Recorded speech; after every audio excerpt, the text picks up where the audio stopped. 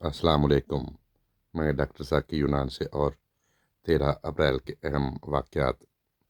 13 April کو Thai land اور Cambodia میں نئے سال کا آغاز کیا جاتا ہے۔ 13 اپریل 1919 میں ہم برصغیر پاک و ہند میں رہنے والوں کے لیے ایک بڑا دکھ والا دن ہے، جب 1919 13 اپریل کو جنرل ڈائر اور اس کے سپاہیوں نے امرتسر کے جلیانوالہ باغ کے جلسہ عام میں اندھا دھند گولیاں چلائیں، جس میں 379 افراد ہلاک ہوئے اور 1208 زخمی ہو گئے۔ 13 اپریل 1699 میں سکھوں کے 10ویں گرو گوبند سنگھ نے خالصہ پنتھ کی بنیاد ڈالی۔ سکھ مذہب کی بنیاد ڈالی گئی۔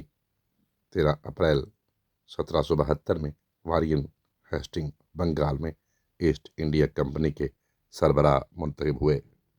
13 اپریل 1939 میں ہندوستانی لال سینا یعنی انڈین ریڈ آرمی کی تشکیل دی گئی۔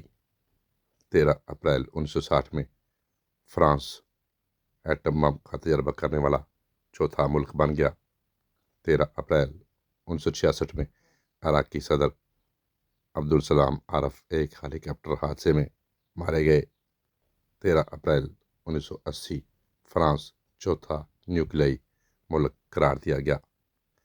13 اپریل 2013 کو پاکستان پشاور میں ایک بس میں بم دھماکہ ہوا، جس میں 8 افراد جان سے ہاتھ دھو بیٹھے۔